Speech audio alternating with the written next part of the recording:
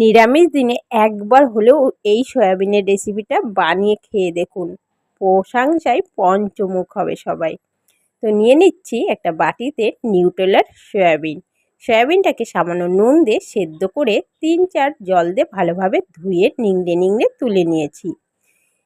সেই সেদ্ধ করা সয়াবিনে সামান্য নুন, হলুদ গুঁড়ো আর বেসন দিয়ে একটু মাখিয়ে নেব। ভালো করে সয়াবিনে বেসনটা মাখিয়ে নিয়েছি। গ্যাস ধরিয়ে গ্যাসে কড়াই বসিয়ে কড়াইতে বেশি করে একটু তেল দিয়ে দেব।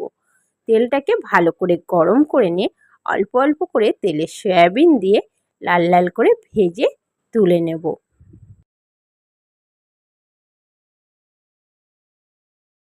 এইভাবেই বাকি সয়াবিনগুলোকেও ভেজে নেব।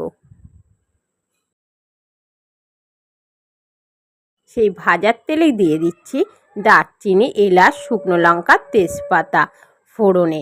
কেটে রাখা আলু, সামান্য নুন আর হলুদ দিয়ে আলুগুলিকে ভালো করে ভাজতে দেব। তার মধ্যে আমি একটা মশলা তৈরি করে নেব। একটা মিক্সির বাটিতে নিয়ে নিয়েছি আদার টুকরো, টমেটোর টুকরো আর কাঁচা লঙ্কা, সামান্য কিছু কাজু বাদাম আর 1 চামচ মতো চারমগজ। সব উপকরণ একসাথে পেস্ট করে নেব। পেস্টটা খুব সুন্দর মিহিভাবে করে নিয়েছি। এদিকে আলুটাও সুন্দর লাল লাল করে ভাজা হয়ে গেছে। দিয়ে দিচ্ছি ওই মশলাটাকে, দিয়ে মিক্সির বাটিটা ধুয়ে সামান্য একটু জল দিয়ে দেবো, স্বাদ মতো নুন, সামান্য হলুদ গুঁড়ো, ধনের গুঁড়ো 1 চামচ, জিরের গুঁড়ো 1 চামচ, শুকনো লঙ্কার গুঁড়ো 1 চামচ আর স্বাদ মতন চিনি আর গুঁড়ো গরম মশলা দিয়ে মশলাটাকে খুব ভালোভাবে কষিয়ে নেব যতক্ষণ না মশলা দিয়ে তেল ছাড়ে। সুন্দর মশলা দিয়ে তেল ছাড়তে শুরু করে দিয়েছে।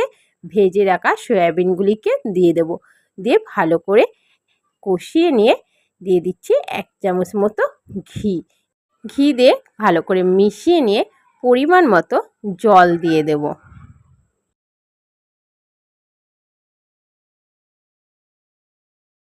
দিয়ে দিচ্ছি গোটা কাঁচা লঙ্কা, দিয়ে ঢাকা দিয়ে দেব 8 থেকে 10 মিনিটের জন্য।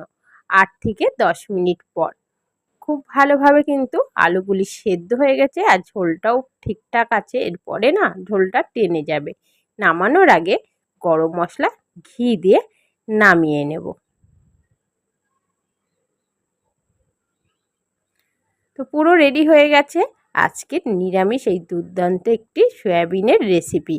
ভালো লাগলে রেসিপিটা যেসব বন্ধুরা এখনও আমার চ্যানেলটিকে সাবস্ক্রাইব করনি তারা অবশ্যই সাবস্ক্রাইব করে পাশে থাকা বেল আইকনটি ক্লিক করে দাও। আমার ছাড়া রেসিপিগুলি সবার আগে নোটিফিকেশনের মাধ্যমে তোমাদের কাছে পৌঁছে যাবে। আর লাইক, কমেন্ট, শেয়ার করতে একদমই ভুলবে।